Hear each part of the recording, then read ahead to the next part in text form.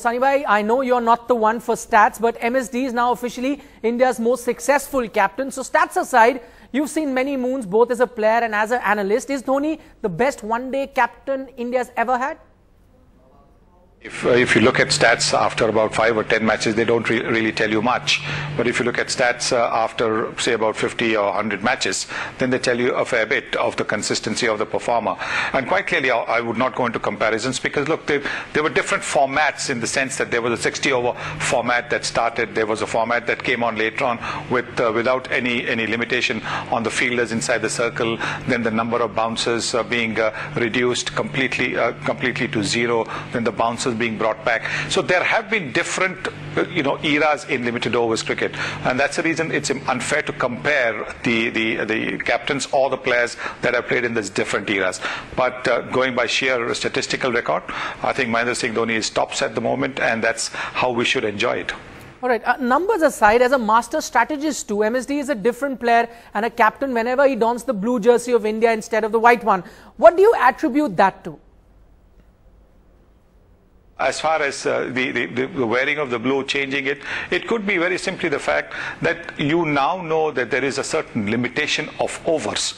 So in terms of thinking, in terms of energy, in terms of planning, it's a lot easier to do when you're planning for 50 overs than when you're planning for 75 plus overs. And maybe that is where his strength is. That his strength is in thinking quickly for that 50 overs game, rather than sometimes in Test cricket you've got to think a little bit ahead as to what you want to do, and maybe he's far more comfortable therefore in the shorter format of the game. Actually, not just the skipper. I was looking at some numbers, and the Indian ODI team has been the best team in the world now for the last 2 years. They clearly seem to have cracked this format. Well, they're the world champions. They've been winning quite consistently overseas. They won the Champions Trophy last year. Now over here, they're winning these matches as well. So they certainly are handling themselves a lot better overseas, and which they didn't do earlier on. So the consistency that is there in overseas is really heartening to see, and hopefully it'll carry on till the World Cup, and we'll be able to defend the World Cup. Okay, now that India has won the series, would it be fair to say India has been as dominant in the ODIs versus England as England were against India in the Test matches?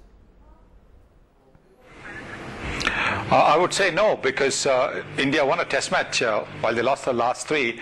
They won the second Test match. They lost the third, fourth, and fifth. In the third, also they gave a good fight. It was only in the fourth and fifth that they were totally outplayed. On the other hand, over here, the 3 one-day matches that we have seen so far, England have been completely overwhelmed by India. India have had massive wins, 133 runs in the first one day, then I think by 6 wickets, and now by 9 wickets. So these are massive wins. So India definitely have done a lot better than England have done in the Test series. At the end of the day, of course, it's Test cricket that is the most important format of the game.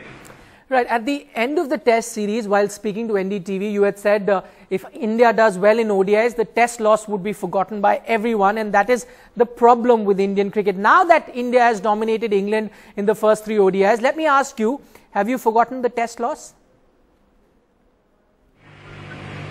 No, I haven't, because for me Test cricket has always been the #1 format in the game. It is the one that distinguishes the men from the boys. It is the one where your skills and your temperament is tested to the full, and that's why it's called a Test match, where the bowlers are trying to get you out, where the batsmen have to play a waiting game at times before they play the shots, where the bowlers have to play a waiting game when the things are not going their way. So it's a different kind of mentality. It's a different kind of skill set that is required. And that is why it's called a Test match. And there, India failed miserably. So I don't think we can ignore that, because tomorrow, if you say India is never going to play a Test match again, then you can forget it. But since India is going to play 3 Test matches against West Indies, 4 Test matches against Australia, we mustn't forget what's happened here in England. Right, but for the moment we'll stay with one-day cricket because that's where India is doing well. A word on Ajinkya Rahane. Surprisingly, his 100 yesterday was the first ever by an Indian opener in an ODI on English soil. I mean, it's very hard to believe, but you reckon that knock has helped him earn that ticket to the flight to Australia for the World Cup? Yes, I think so. I think with this performance and the way he's batted in the series, he certainly has shown that he has the capability of batting on just about every surface. He did well in South Africa. He's done well in New Zealand. He's done well over here now. So yes, I think certainly he's going to be top of the list when the selectors sit down and pen their 14 or 15 for the World Cup. Right. Recently, he's also said that he enjoys opening in one-day matches. Finally, Sunny bhai, before we let you go, after watching some of these ODI specialists perform so well, like Raina and Raidu, do you think any one of them could have been picked for the test in hindsight? No, I don't think so. I think England were quite superior in the 4th and 5th test.